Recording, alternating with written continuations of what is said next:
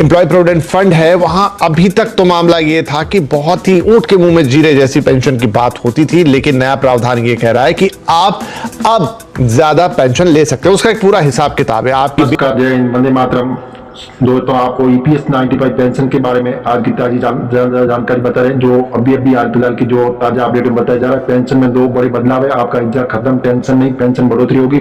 सरकार ने बहुत बड़ा ऐलान भी किया है कि आपकी पेंशन को लेकर ताजा जानकारी के अनुसार बताया जा रहा है कि आपकी पेंशन 8,500 रुपए तक बढ़ोतरी हो सकती है। तो आइए जानकारी को विस्तार से जानते हैं। क्या ईपीएस 95 पेंशन बढ़ोतरी का फैसला?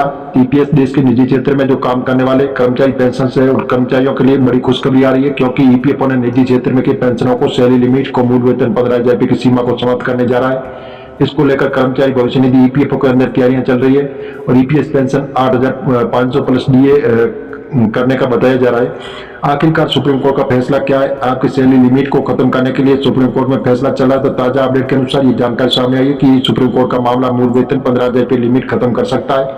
आपकी पेंशन की कैलकुलेशन गणना 15,000 रुपए के बजाय 20,000 रुपए पर हो सकती है। तो सभी कर्मचारी के लिए बड़ी खबर आ रही है। जी हाँ दोस्तों, इस प्रकार की जो न्यूज निकल कर सामने आ रही है, आपके लिए बहुत ही अच्छा लाभ मिलने वाला है।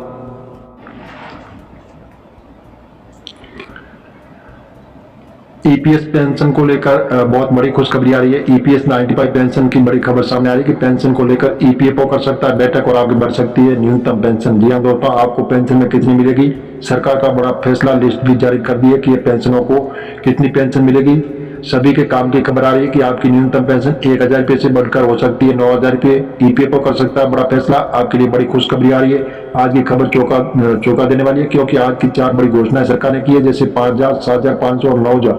10 लाख लोगों को 5,000 रुपये पेंशन मिलेगी और 7,500 रुपये 35 लाख लोगों को दिया जाएगा और 9,000 रुपये 20 लाख लोगों को पेंशन अकाउंट में जमा होगी।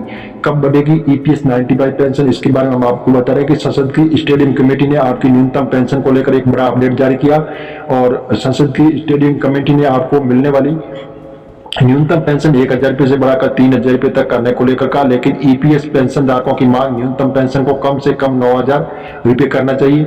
सुप्रीम कोर्ट का ऐतिहासिक फैसला है कि ईपीएस 95 पेंशन है उसको 7,500 प्लस डीए न्यूनतम पेंशन और लग सकती है मोर, इस पर मिलेगी आपको पूरी पेंशन। तो सरकार आपकी न्यूनतम पेंशन को 9 गुना तक बढ़ा सकती है। इसको लेकर श्रम मंत्रालय के प्रस्ताव पर ईपीएफओ बोर्ड बैठक होने जा रही है और अंदर आपकी इसी बैठक के अंदर आपकी मिनिमम पेंशन को बढ़ाया जाएगा।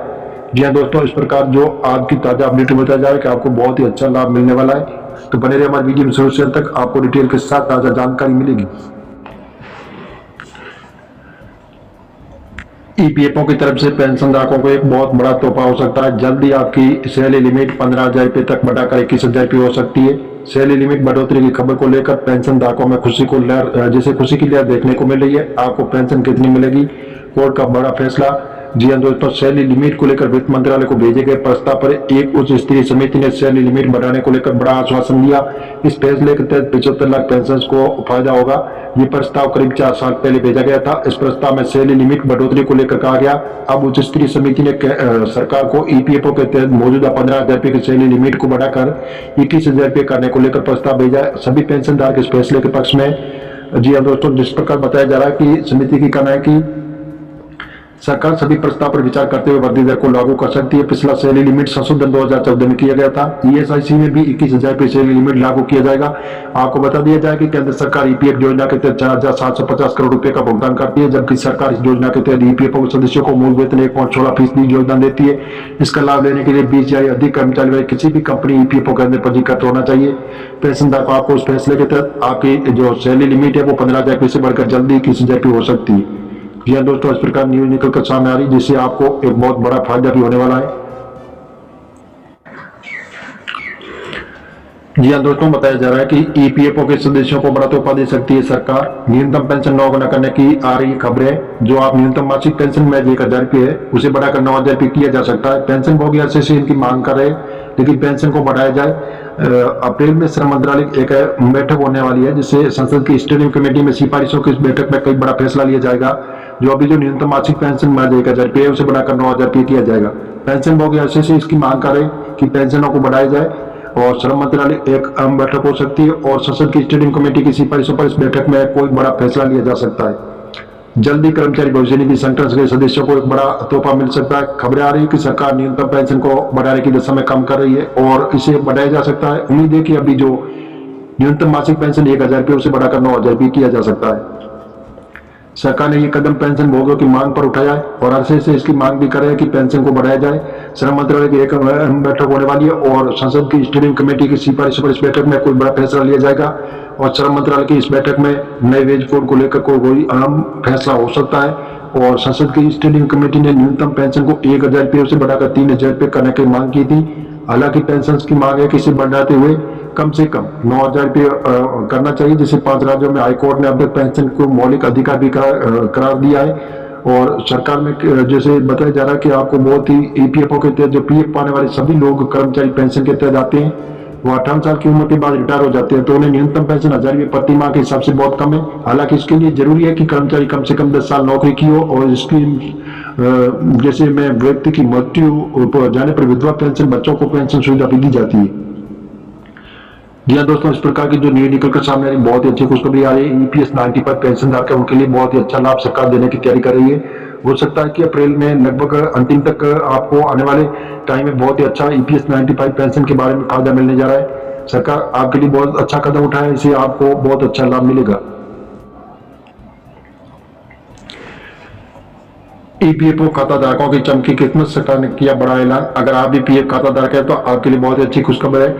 जैसे सरकार ने ईपीएफ खाता धारकों के लिए बड़ा ऐलान किया, सरकार ने ईपीएफओ सब्सक्राइबर को जल्द उनका क्लेम दिलाने के लिए नया बड़ा आदेश जारी किया है। सरकार ने साफ शब्दों में ईपीएफओ कार्यालय को निर्देश दिया और जल्दी कार्रवाई करे कि सही समय पर सदस्यों को उन क्लेम को बार बार रिजेक्ट नहीं किया जाएगा और जानकारी के मुताबिक सरकार इस आदेश को ईपीएफओ कार्यालय को सख्ती से मानना होगा।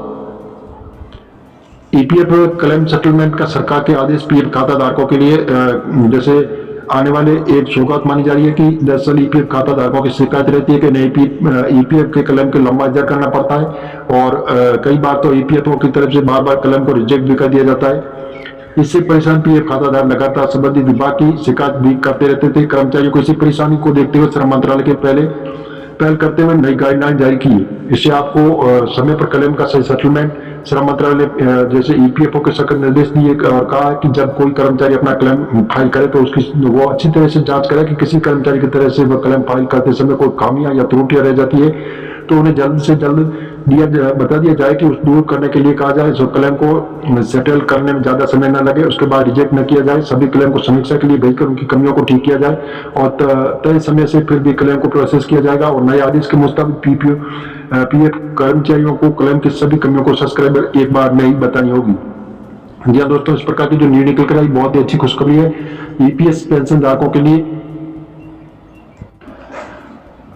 जी हाँ दोस्तों, हम मीडिया आधारित आपको बता रहे हैं, सरकार से ऐसी कोई घोषणा नहीं हुई। आप ऑफिशियल वेबसाइट पर जाकर इसकी जानकारी ले सकते हैं और मिलेंगे नई जानकारी के साथ। आप नए और पहली बार तो चैनल को सब्सक्राइब जरूर कर लीजिए ताकि इसी प्रकार की जो नई जानकारी होगी वो रोजाना आपको मिलती रहेगी।